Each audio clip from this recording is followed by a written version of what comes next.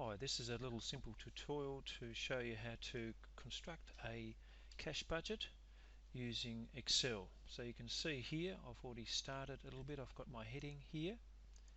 I'm going to make that bold and a bit bigger so it stands out a bit more. I've got my income section. That's for all incoming monies. I'm going to bold that. I've got my total. I'm going to bold all these things here because they're important items for our budget. So in the first instance I need to work out what my income is. I'm assuming that I'm working part-time. I'm going to earn $1,000 a month pouring coffee, so I put $1,000 a month here. I haven't yet put in my months, so I'm going to do that. I'm going to show you a little trick here. See when this little cursor goes to the thin plus sign, you bring that across and it predicts that's what you want to do, and it has done that. I'm going to do the same for the wages. I'm going to earn that every month. Okay, you can assume that you may get some youth allowance. That's about $480 a month, but you have to make sure that these figures are correct. I'm just putting in some fictitious figures. I may have some other income, maybe some money that I get from parents or whatever. I may have a holiday job, so I may do some extra work there and get $1,000. There's all these little things that you can assume and put them into your spreadsheet. Make sure that these things you take note of. So they're the things I've used to populate my spreadsheet. So now the important thing, I'm going to add these things up by using the auto sum tool. So click on that. You can see that it's predicted that's what I want to add up, and that's actually true. So I hit my enter, and I want this formula to be in every one of these fields. So I do that trick again. There we are. So I'm earning these amounts for these months of 2016. My rent, I'm assuming that I'm sharing with two other people, and that rent's going to be $150 a week, so therefore in a month it's going to be roughly $600 a month. So let's just bring that across. I'll probably need at least $100 a week for food. So I'm going to assume 120 a week, so times 4, that's going to be 480. Let's just say $500 for the whole month, so I bring that across. Water and electricity, it's something that you only pay every 3 months, so I'm going to pay it quarterly. Again, sharing in a house, that's an assumption I'm making. My expenses would be, I'm roughly assuming $200, that's my share every quarter, so I'm just putting that every 3 months, as you can see. Contents insurance is something that I only pay once a year, and it's going to cost me $200 for just a basic, for all the things that I want to insure in the house that I move into. Okay. Transport, I'm assuming that I'm just catching public transport and not buying a car, because that incurs a whole lot of other costs. So if I spend $25 a week, that means $100 a month. I'll bring that across. I've got some uni holidays and I may go away somewhere, so I'm not going to have it in June, and I will finish in October, and I'll go home to my parents' house in November and December, therefore I won't add any transport.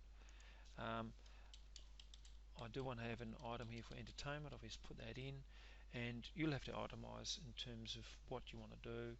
You may want to play sport. And importantly, the other important item that you need to keep in mind is your savings. Remember, I suggested you should be able to manage to spend or to save at least $25 a week. That's $100 a month. Now, you may wish to set different goals to save for something else while you're at it. Therefore, you obviously need to adjust your savings. Well, whatever that is, you'll have to work that out yourself. If you want to input another a line, so I'll right mouse button click, go insert, and put that item in there, whatever that may be. Okay, once you put in your formulas and you insert it, the formulas will automatically adjust. So let's just, while I'm talking about formulas, I want to put the auto sum tool here, and I've just pressed it, and it says I only want to add that up, but that's not right. I want to add all these things up, so therefore I take my cursor and let it go and press enter.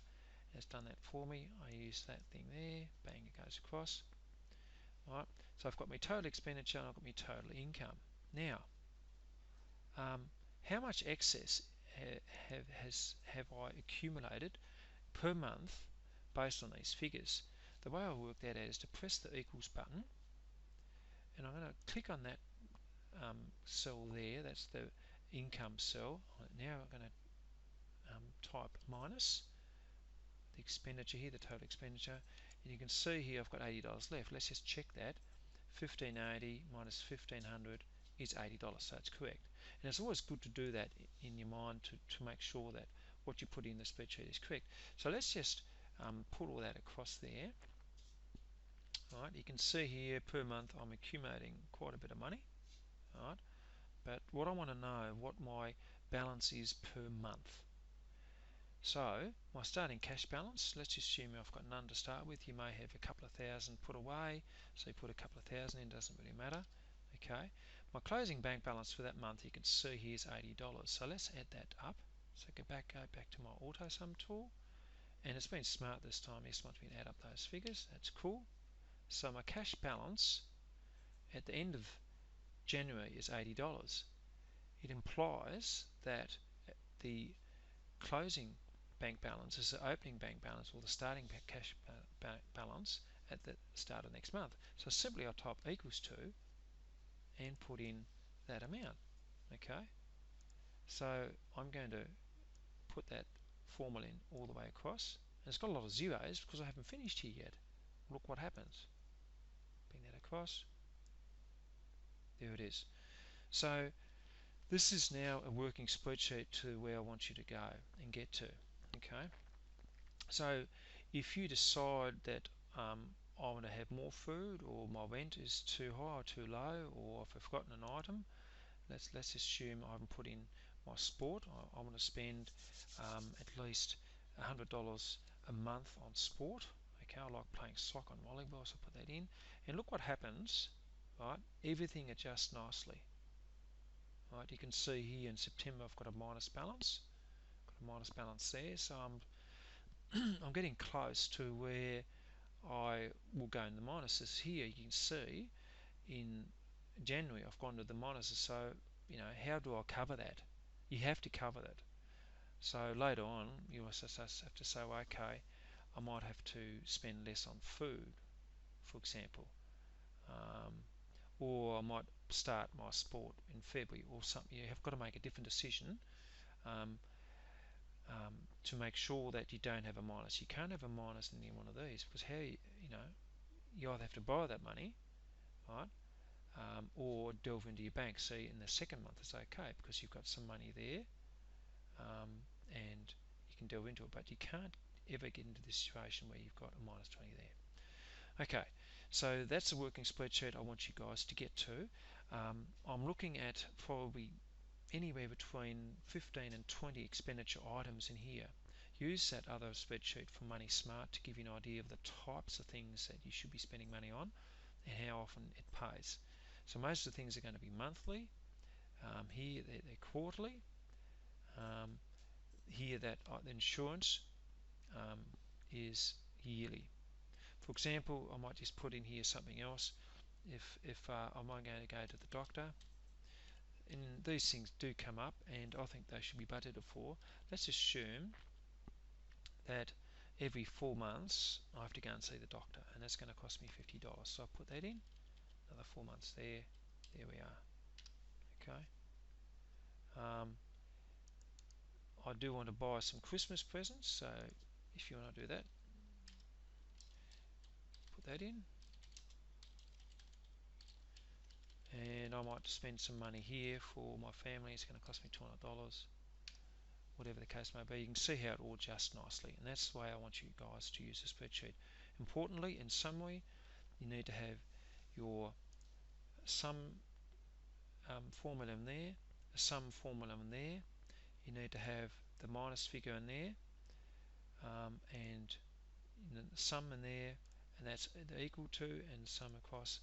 I want you to have a working spreadsheet. Hopefully that's been useful to you. So when we what we're going to do is to use this as a tool to make other decisions for our upcoming assignment. Thanks for listening, guys.